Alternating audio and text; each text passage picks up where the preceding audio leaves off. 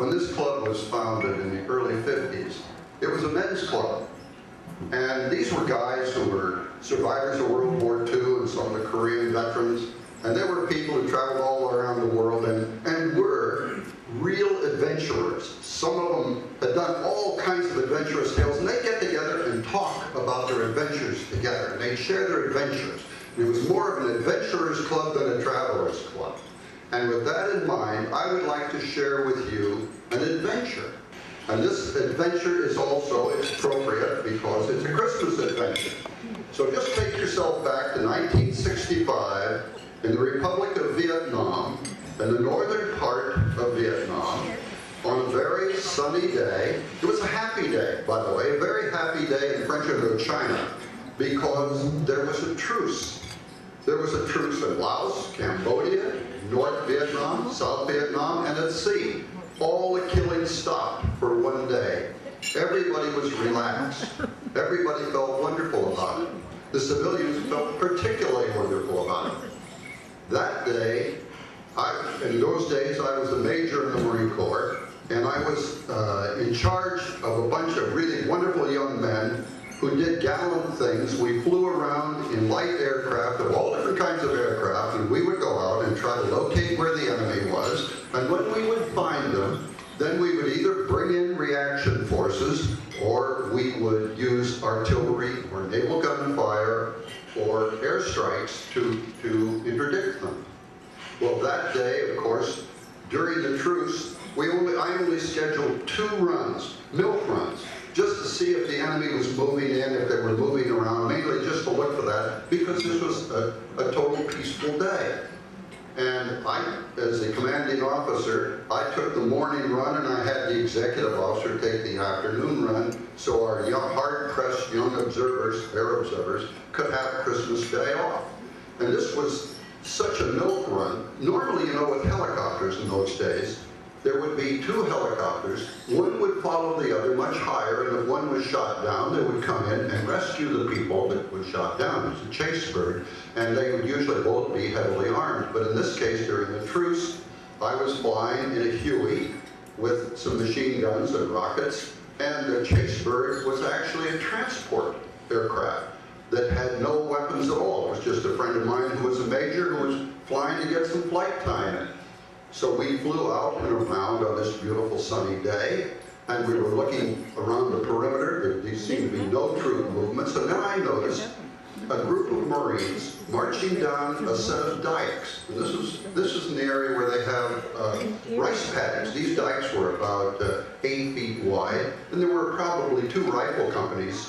They were just walking down those dikes because there was no fear, and they were walking together. And I called, and they were marching down. I called the company commander of the lead unit, and he said that they were going in for Christmas dinner. These companies were going into an assembly area. They were going to have turkey and gravy and all that kind of thing, and they were looking forward to it. So I said, okay, I'll just screen ahead of you and just take a look. So we were flying along, and at the edge of these rice paddies, it was a hill that came down. It was covered with foliage, heavy shrubbery, and as we flew by it, something caught my eye. And I told the pilot, Bucky Buchanan, come around again. I saw something that glinted. And the crew chief right behind me, there were 4 men in this helicopter, crew chief and a gunner. They both had machine guns, pilot and myself. And as he kind of came back around, the crew chief said, I saw some people in those woods. So I said, well, fly well away and we'll come in really low and surprise them. So we came zipping in real low, and we came right above them. Bam! The whole world exploded. We were hit with so many bullets you couldn't imagine it. Just the plane was ripped with bullets. And the pilot, of course, immediately started going up. One of the bullets went through the back of the aircraft, hit my helmet, creased my head, took the faceplate off my helmet, cut my communications. And I was, you know, in a Huey, there's a little glass windows right down at the bottom. And I was looking at where this was as he was pulling up, so I could call an artillery mission. Yeah. And they thought that I was dead because my head was down in this old blackened helmet. So Bucky told the crew chief, take care of the major. and he reached up and grabbed me by the shoulder, and I turned around and smiled at him. You've never seen so much relief on anybody's face. Not that I was alive, but he didn't want to see that gore and that, you know. So we pulled up, and I called for an artillery mission, and I was told we could have no artillery mission because it was the truce. I called for, and by the way, we're being shot at all this time as we're pulling up. And I called for mortars. We couldn't have those. And they wouldn't do anything. And I called, and then I called the chase bird, and I had my friend call and see if he could get an airstrike. And I talked to the company commander of this company. It's just walking fat, dumb, and happy down the dike, and told him to deploy. And he started deploying, and I was flying over him, telling him where to go. And these people were shooting at us all of the time. So we had a machine gun, 2 machine guns, and some rockets on this airplane. And we went way up and came down and made a speed run and fired those rockets in there, and the machine guns. Our door gunners were firing all the time, and these young Marines were now out on the rice paddies and were maneuvering around. And as that happened, as we were coming down, I noticed my arm was really cold. Now, all the glass had been knocked out, but all of the window portions of this, that was all knocked out. There wasn't any window, so the wind was rushing in very strongly. And my arm felt really cold, and I looked over there, and I realized the reason it was cold is it was dripping blood. I had been shot in the shoulder and the arm, and my energy, the energy running through me was so high, I didn't even feel it. I didn't know I was shot till I saw that. And the crew chief put a patch on that, and we pulled up. And as we did, we were coming around and firing back down into the area, waiting. Now, when the chase bird called Da Nang, they said, what? They're shooting at one of our airplanes? Well, apparently the guys who own airplanes are more interested in defending things than the guys that are on the ground, because we're scrambling 2 jets out of Chu Lai. So they scrambled a couple of jets. They were coming around and going to run an airstrike. And I told the companies just to hold their position because we're going to drop an airstrike on that. And about that, we're coming back around, and about that time, the crew chief got hit. All this time, they had been firing down there, trying to suppress these guys that are at the edge of the woods. Now, as we had come down originally and fired the rockets in there, it cleared a lot of the brush away, and we could see there was a mortar emplacement. There were 3 heavy machine guns on tripods. There were about 35 or 50 men in there, and they were all in North Korean Army uniforms. I had never seen anybody in North Korean Army uniforms. They weren't Viet Cong. And they had pith helmets and khaki outfits on. These guys were really well-trained soldiers, and they had set up an ambush to ambush these guys that were coming in on the dike. And it would have been terrible. Well, in any case, when the crew chief got hit, Bucky Buchanan said, Major, I don't care what, I kept telling him, we'll stay on station. He said, I don't care what you say, we have to go in. So we flew into Da Nang and stopped at the hospital, called ahead, and they had stretchers ready to take the crew chief, and there was a doctor there to patch me up right on the spot, and he was patching me up, and everybody was coming out and looking at this airplane, because it's absolutely full of bullet holes. You've never seen anything like it. And the corpsmen and the nurses, there's no action. People had nothing to do. They're out there taking pictures of it and looking at it. And then up comes Cardinal Spellman. He's visiting for Christmas time, and he's there at the hospital in Da Nang, and he heard there was an officer who had been wounded, and he came up to see me. And he went over and looked at the helicopter first. And then he's looking it all over, and then he came over, and he's talking to me, and there was a public relations officer with him and 2 Navy chaplains, and he shooed them off. He said, go away. He was a wonderful character. He was kind of cherubic. He had a great twinkle in his eye.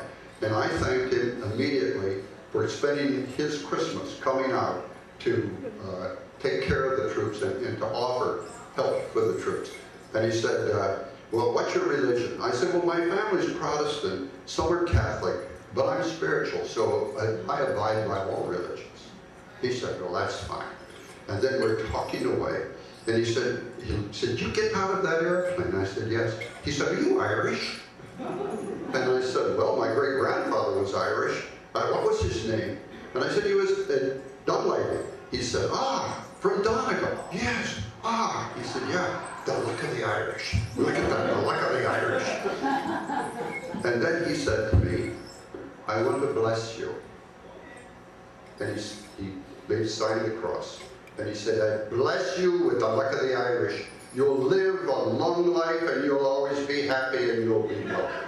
That was just wonderful. It really touched me. I had tears running down my cheeks. And at this time, the medical doctor told me that if he put stitches in my arm, they were going to ground me for a week. And I didn't have enough people to do the job that we were doing that I could afford to be grounded. So I said, well, what can you do? And he put a plug in. And that plug was, you know, like a little tube sticking out. And he wrapped me up. And they decided that by then, they had sent a helicopter in to pick up that helicopter and take it away. They sent another helicopter in and picked me up. And another thing with Cardinal Spellman. It looked to me like he had a really good sense of humor. And as we're talking, I said, you know, years ago, I knew a Navy commander that I worked with named Bill Spellman. He was a good Catholic. And he always told everyone, he was your illegitimate son. He said, oh, the naughty boy. And just smiled. So then the helicopter came in, picked me up, and took me back to the base. And then I was interrogated in a debriefing for about 2 hours because they didn't have any sign of North Vietnamese soldiers in that area at that time. So this was new information. And in any case, after that, all the dinners had been served, so I got no Christmas meal. I went to the officers' club, which we had made, and it was a lean-to with packing crates as the bar, and outside it, a wall with nails in it. You hung your weapon there before you went in, and then all you could get was warm beer or a warm gin and tonic. And I put my helmet in the middle of the table and ordered drinks for everyone. And I realized in that moment that I was really happy. I wasn't so happy that I had lived. And I certainly wasn't so happy that we had killed a lot of North Vietnamese soldiers. I was happy that on the New Year's Day or the day before, all across America, maybe 20 to 100, maybe 150 families would not have a casualty assistance call with people coming to ring the door and say, your son was killed in Vietnam during the truce, because those boys all survived. And I was very grateful. And I share the Cardinal's blessing with you, the luck of the Irish. May you live long and happy lives. Merry Christmas.